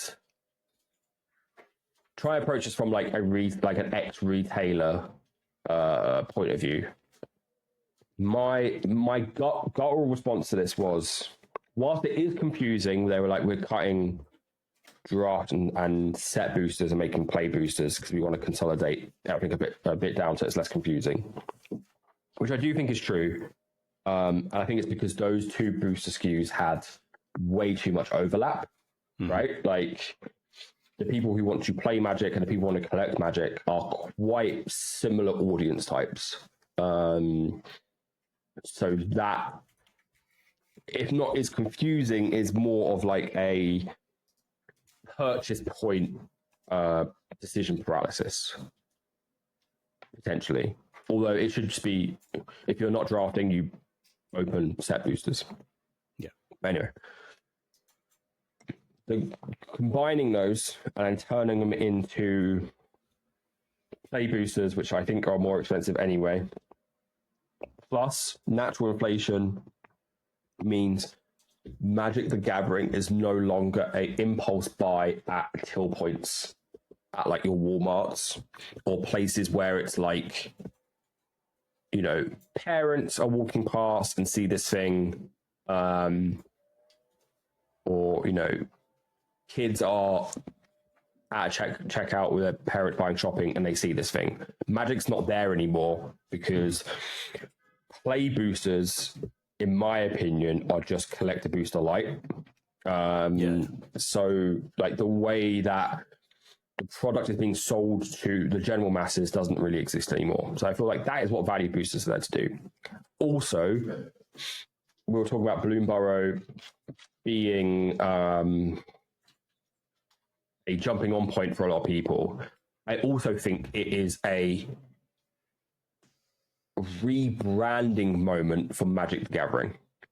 If you think about all the last few sets, none of them have had all ages general mass appeal, right? Modern Horizon 3 was Eldrazi, which is horror lending, like tones, like it's near horror or horror adjacent, and also is a stupidly expensive set, so it's never going to appeal to a mass audience because Modern Horizons is just a nonsense term for anyone who doesn't know what it means. Anyway, Outlaws of Thunder Junction could have been that, but like it's a weird like fantasy crossover episode where it's like all these villains from across all these planes are now cowboys for some reason, which is a really, really hard point to sell. And then you get into 3 sets of Phyrexian body horror. You get into Innistrad sets like Eldraine. Eldraine possibly is probably the next one they could have done, but Wilds of Eldraine was actually quite grim. Like, so it didn't have like bright, colorful, like, hey, Magic is friendly. we are in a post-Lorcana world where all of those sets in Lorcana, even the ones that focus on like villains, it's Disney.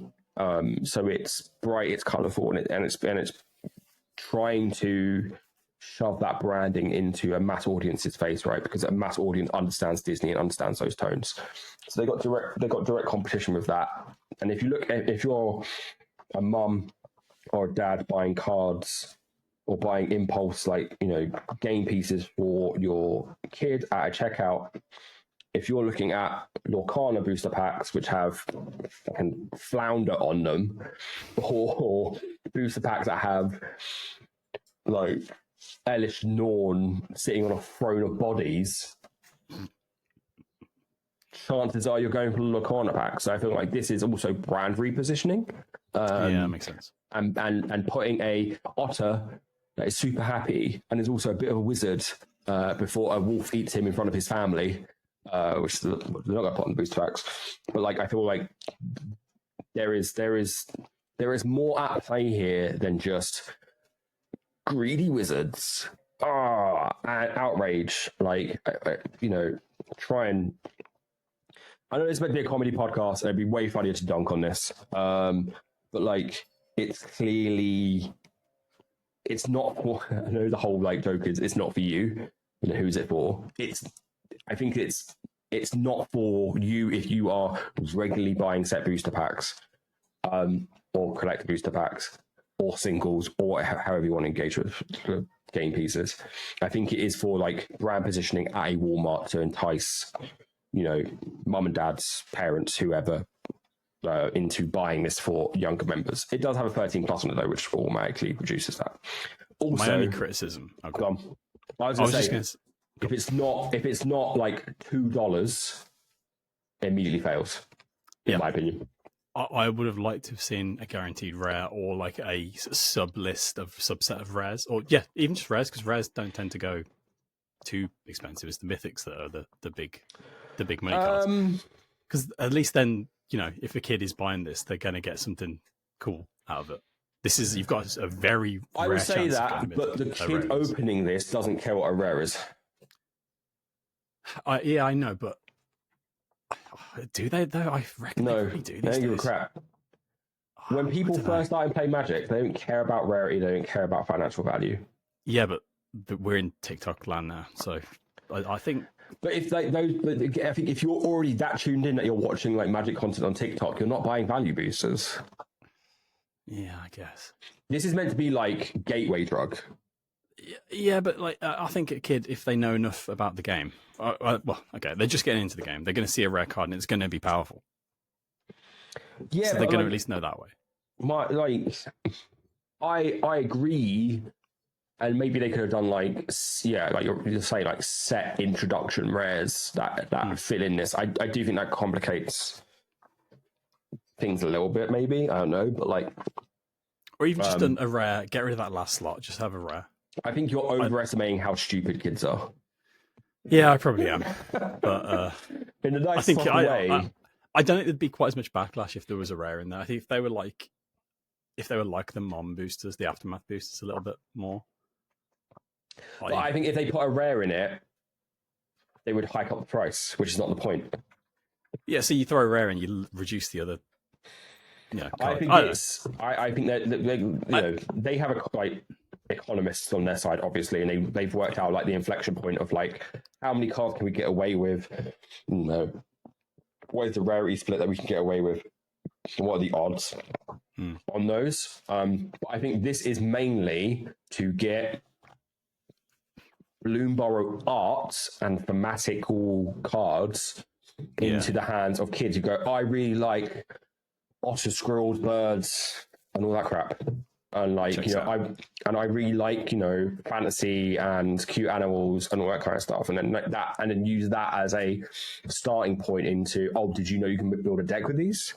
Mm-hmm. And did you know you could do this? And did you know there's these formats and all this kind of stuff? And I think this is very much like, I think people are like massively overthinking this. I don't think this will be, they said at select retailers. This is not going to be at LGSs. This is going to be at like Walmarts or supermarkets or just like general consumer stores. There's a huge chance that most people never see these in the wild. I just can't wait to get one of these off every relative I have at Christmas. But these press releases, like people will think about this article. This is just a press release for for shareholders. Like that's all it is. It's for like Hasbro overlords to be like, make sure you let the people know that they can buy cheap packs. Anyway, it is what it is. That wasn't very funny, and I'm sorry. I feel like this episode's not been very funny. I'm just dying. I don't feel particularly well. But we're going to try to do some funny right now. Main bit. I haven't even thought about this. Oh, God. I've got this on top of my head. We're going to look at stuff. All right, so we're going to try and put together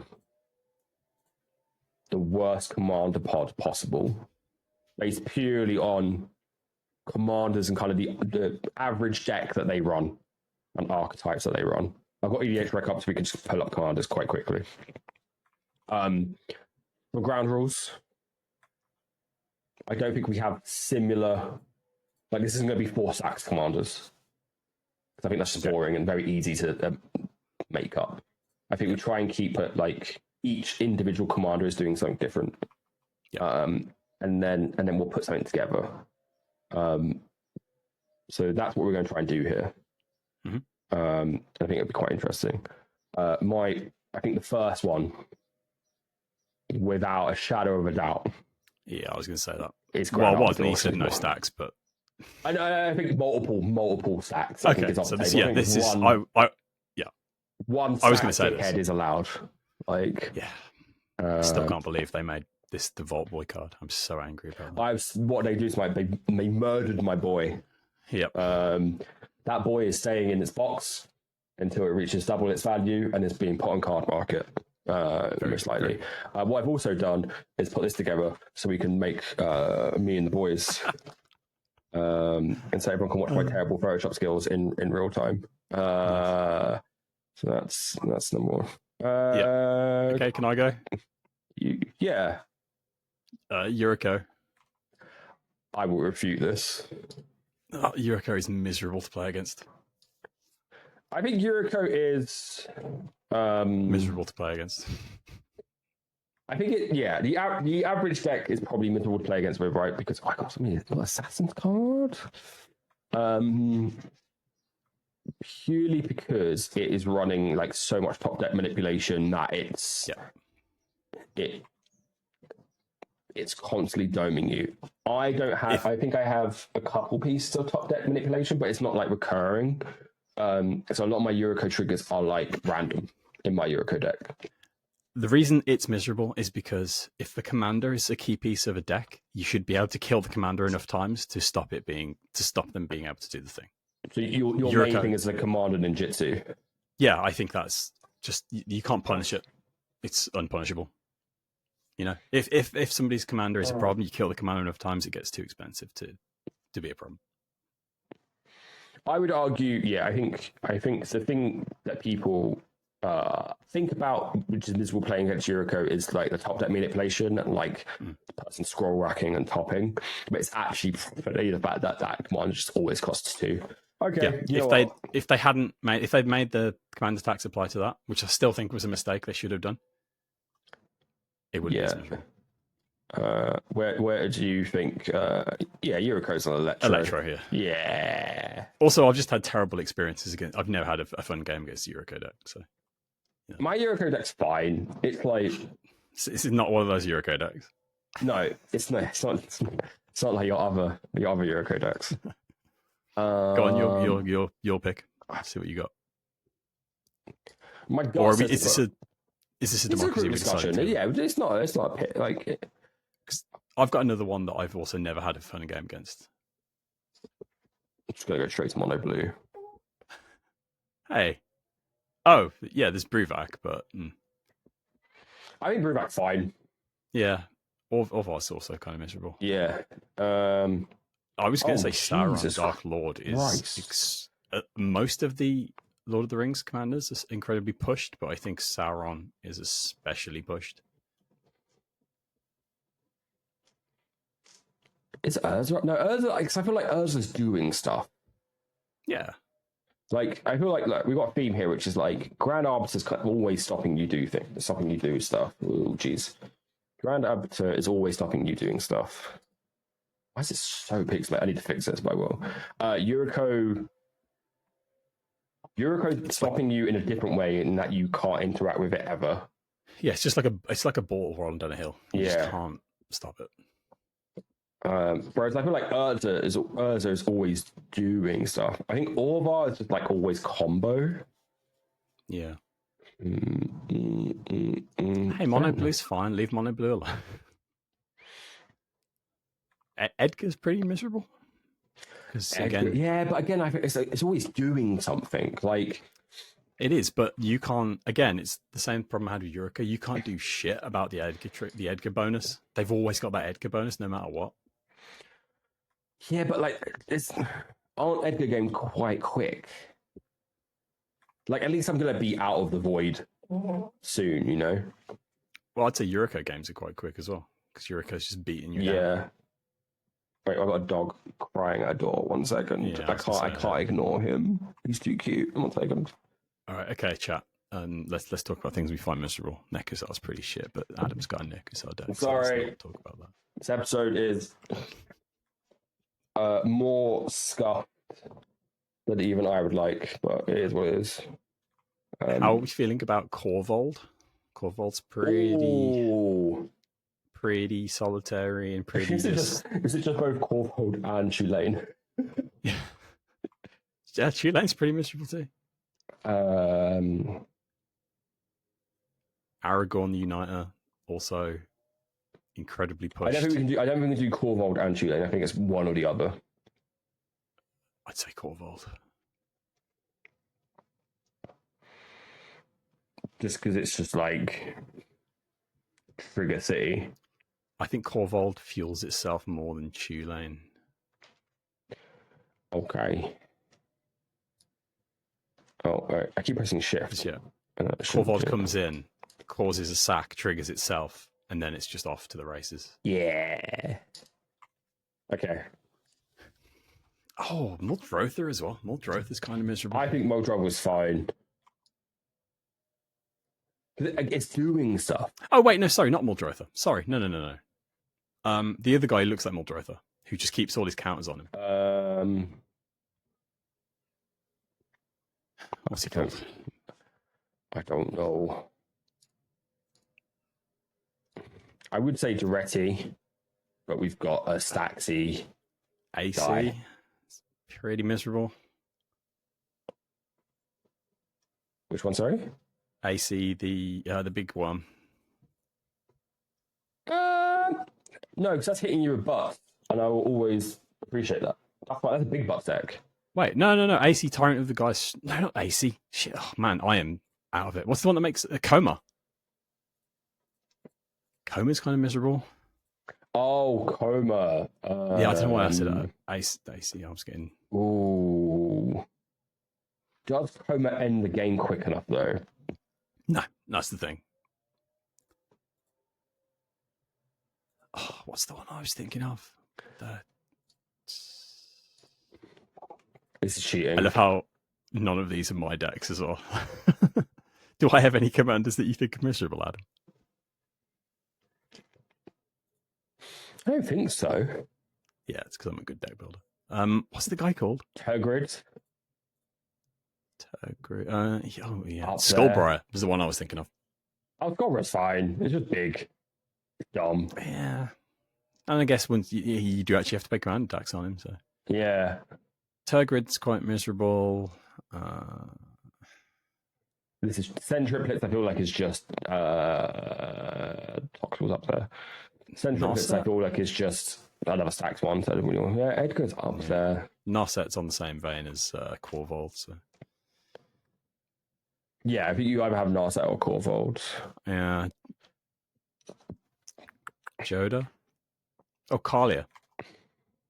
Kalia's kind of... I think Kalia's fine. The game's over, you just die and you move on to the next one. Like, to me, it's like, what is an experience that is going to be drawn out and, like, I'm guaranteed to, like, just be stuck in this, like, you know, say scooping is not an option. So it's like on a stream or something where you need to have manners. What are we looking at in terms of Toxrill? I think it is Toxrill, right? It's either Toxrill or Tergrids. I think it's Toxrill. I wonder, Tergrid. I guess, yeah, Tergrid would win quicker than a Toxrill deck. Yes, because you get their stuff and then beat the crap out of them, right? Tergrid's beating you with your stuff. Toxrill's just stopping you doing stuff, and then you're I think it is Toxrill. For sure. Wow. 3 out of 4 of these are black. Best color. 3 out of 4 of them are blue. As Best well, color. because Toxrill is blue. Here best. we go. Here's me and the boys in the worst pod potentially possible. Hating life. That would suck. That would suck. I think Yuriko would win that though. Yeah, I think so. And like you would hope it would be a quick game, but I don't think it would be because these two dipshits are just taking forever, not taking every action possible, not actually doing anything interesting. And then Toxrill is just. Luckily, Toxrill can't. Yeah, Yuriko isn't too slowed down by Toxrill, I guess. Apart from all your 1/1s that unblockable just get murdered. But yeah, this is the worst. I think this is 100% the worst pod possible by far. I will make a version of this that doesn't look like it was made in 2008. I don't know why it's overpixelated, but we'll sort out. And next week, Adam will be picking one of those 4 to play against the other 3. God, can you imagine? It'd be Yuriko. I'd play Yuriko. 100% all day. We are moving over to. I need to bring up the Sicko Zone Hall of Fame sheet that I always forget to bring up. Most of these commanders have got the top 10 saltiest commanders in Magic or article next to them. That is incredible. That is actually really funny because it's true. Like it's just the games aren't fun socially. Like core mode, I think I could maybe argue for potentially. Oh, no, Corvold's solitaire. It is a bit solitary. Yeah. So what's going on here, Adam? What are we doing? What are we doing this week? Thank you. I'm bringing it up now. So this week. I was lazy and asked the community what are their favourite weirdo cards and what can we put in the Sicko Zone Hall of Fame. I saw some weird stuff. I saw some fucking sickos. So I saw some stuff that I actually like as well. So well done, community. Says more about you than it does about me. So Amy from War Room put forward Sorrow's Path. I am going to find the. Oh my god! This is one that I've been trying to jam for a while. So this is from the Dark, and it's had multiple versions of it read out. So I will read. I'll read it as it was printed first, and then read the errata text. So Sorrow's Path is a land. It has tap, exchange 2 of opponent's blocking creatures. This exchange may not cause an illegal block. Sorrow's Path deals 2 damage to you and 2 damage to each creature you control whenever it is tapped. That actually it seems more simple than the errata. The errata version says tap. Choose 2 target blocking creatures and opponent controls. If each of those creatures could block all creatures that the other is blocking, remove both of them from combat. Each one then blocks all creatures the other was blocking. When Sorrow's Path becomes tapped, it deals 2 damage to you, each creature you control. I feel like the on-card version is simpler to understand than the errata version, but I guess this has just like janky rules implications and text, right? Illegal block as well is a weird thing. And although does the errata mean you can create an illegal block? Because could you not switch something with flying in to be blocking something without flying? Switch something without flying in to be blocking something with flying with the errata? It doesn't say anything about. If each of those if it creatures could block all creatures block, that the yeah, other is yeah. blocking.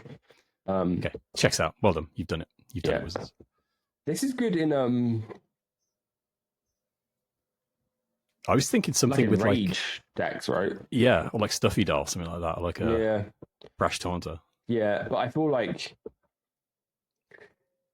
this card falls apart when you have to explain what it does, like over and over again, and then you're just like, I don't want to do this anymore, and you just take it out. It is part of the reserve list. Shocked. Weird art as well. Art is weird. It has my favorite part of Magic, which is just rattling it into the void. Well, they did not do that art justice on the MTGO promo, did they? Jesus Christ! Let's just increase the saturation to 200% and zoom in, crop it weirdly. Yeah, and it's like all fucking pixelated. Can you see the guy's Can you see the guy's dick or something? Is that why they've cropped it? Like, I don't know. I don't know why they've cropped that. So yeah, this is up there. I feel like. Yeah, I love the dragon just chilling in the back. Like this dragon on a bridge, as if it can't fly. Where does this go?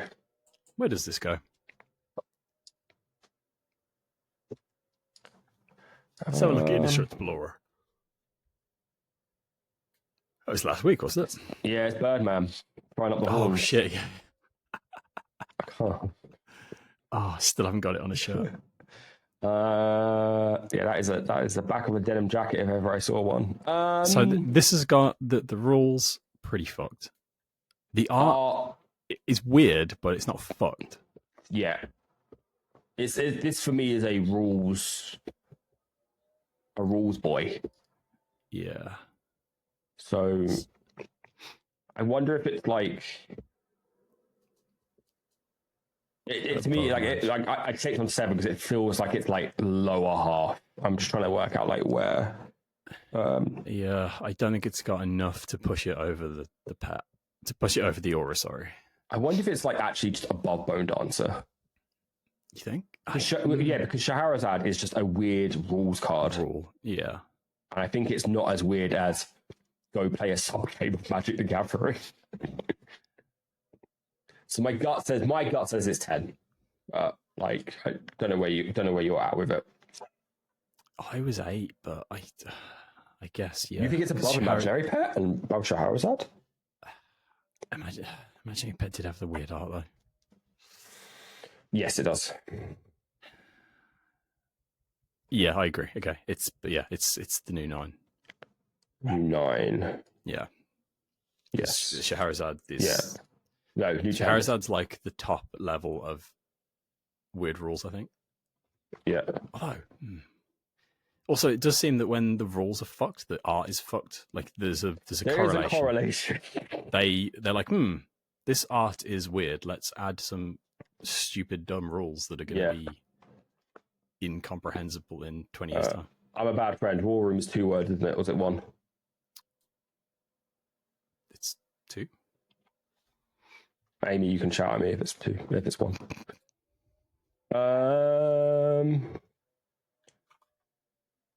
Max from Max League Magic. We're doing multiple. We're doing multiple. Exciting. I think we'll do like 2 or 3. Yeah. Panglacial worm. Yeah. God. Oh, I've just saw Tristan's reply there. I know it's mean. I wasn't going to read it yet. Damn you, Tristan. What have I done wrong here? Let me I put Pangel. You've put Panglacial, yeah. Pangel worm. There he is. Here they is Panglacial worm. It's a 9/5 with trample for 7. It reads, when you're searching your library, you may pay Panglacial worm from your library. So, with this ruling, do you have to be like thumbing through your deck and come across it, or can you just search your library and be like, "Oh, I've got a Panglacial worm in here"? That one. Okay. So here we go. Notes, rules, information for Panglacial worm. Ability only works Ability works only while you're searching your own library. The effect that caused you to search needs to say search and library. And you'd be looking for your own library for this to work. Examples of effects that let you cast Pancreatial Worms are Rampant Growth and Gifts Ungiven. Examples of effects that don't are Bribery and Sage Out. So you can't bribery someone else and then play Pancreatial Worm, which I think that makes sense.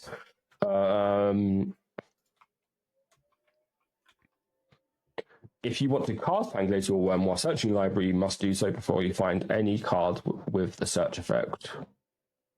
If you have enough mana, you can cast multiple Pancreatial Worms. Wow. If you have How many mana is it? 8? 7? 7. If you have 14 mana, you should win the game anyway. And casting 2 big idiots isn't probably going to do that. But yeah, my only thing that I like about this is it is a really, really complex changing of the rules for something that is not very good. It's like, hey, you need to be searching your library and you can play this thing. You're like, okay, cool. How much is it? 7 mana. Do I not get that for free? No. Okay. And what is it? It's just a 9/5 trample. Like, it's just French vanilla 9/5. Like, there are so many things you could be doing for 7 mana. Casting this after cracking a fetch is not one of them. I think I was under the impression that this was free. It's not free. It is not free. I do like that it's got a Ib half heart quote on it, who would later be actually printed. I like that when they print cards in the future for people from, like how we're waiting for that guy from that aura to Indestructible Bird Wizard. Yeah, the Birdman. We're waiting for him to come back. He's my next commander.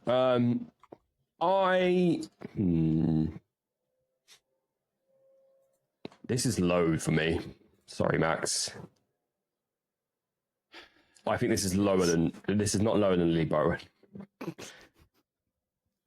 So is it lower than? I think it's lower than Sorrow's Path. Yeah.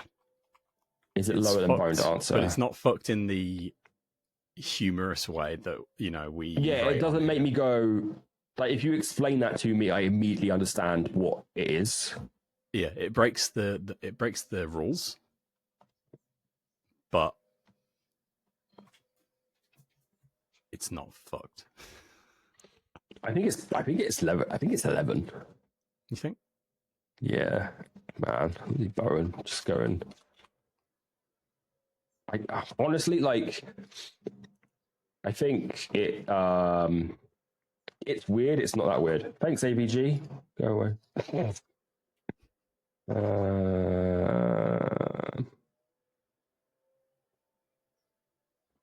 Right. Sick. There's one more I want to get to. Wait, where is it? Here we go. This I love how sensitive content. We know it's going to be good. Yeah, and Magic Card put a sensitive content warning on this, which is great. Timurian Fiends. Oh, hello. This is my kind of stuff. You can't play it. It's banned in fucking everything. I'm checking how to spell it. Fiends. Yeah. Oh, okay. It's an anti-card, correct? Yeah, it's an anti-card, so it's banned in everything. Timurian Fiends. Oh, I love this. 1/1 creature horror for 1 black.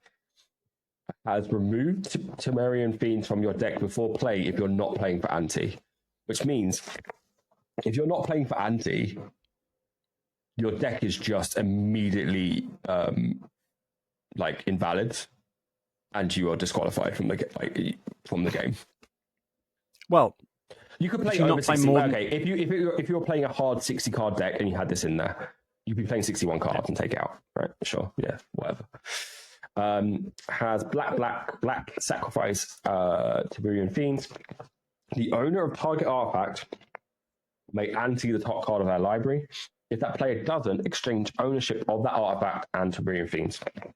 Put the artifact card into your graveyard and Timurian Fiends from anywhere into that player's graveyard. This change in ownership is permanent. Wow. This card is worth 70 cents. And can we just please look at what is going on?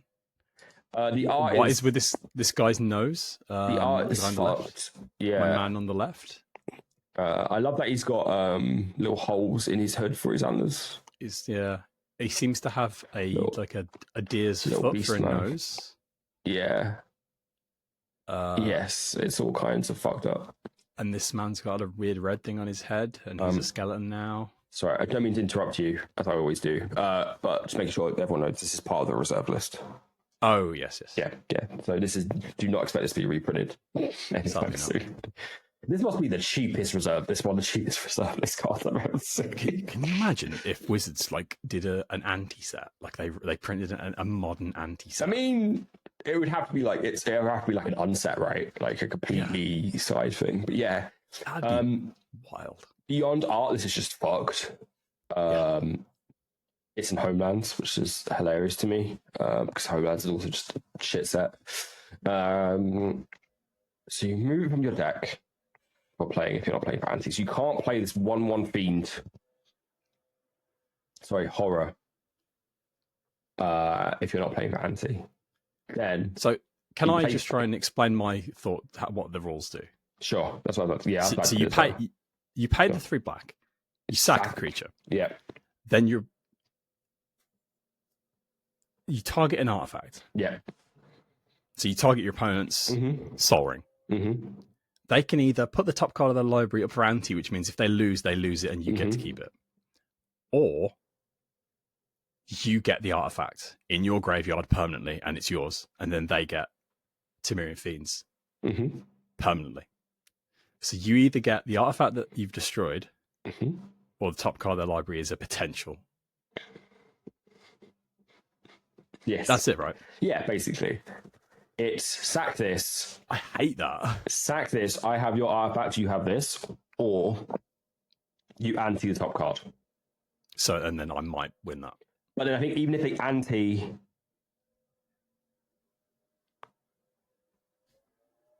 no, because if the opponent antis, it counters the effect. Yeah, but that means that card's up for anti. You just get it again. Yeah. This guy's a fucking weirdo. So this for me is a medium. Can you just zoom in on the guy in the back, please? Sorry to stop you from putting it on. Yeah, what's going on there? Yeah, we didn't even really talk about what's happening here on the old skeleton man. Yeah, he look. Sorry for the silence there, audio listeners. We just had to soak that one in. You should go and look at this because it's. This is probably another visual episode. I'm sorry. Yeah, sorry very everyone. Still not feeling great. Next episode will be better. I'll be way more thought out. This is there. Yeah, this is rules. This is art.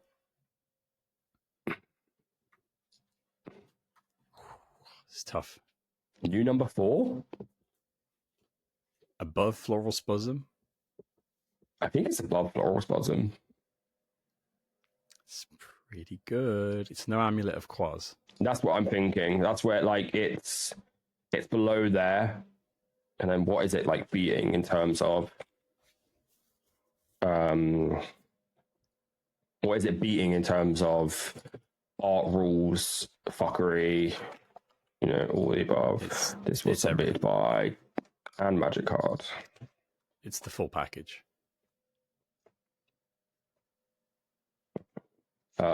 Thank you, and Magic Card, for that.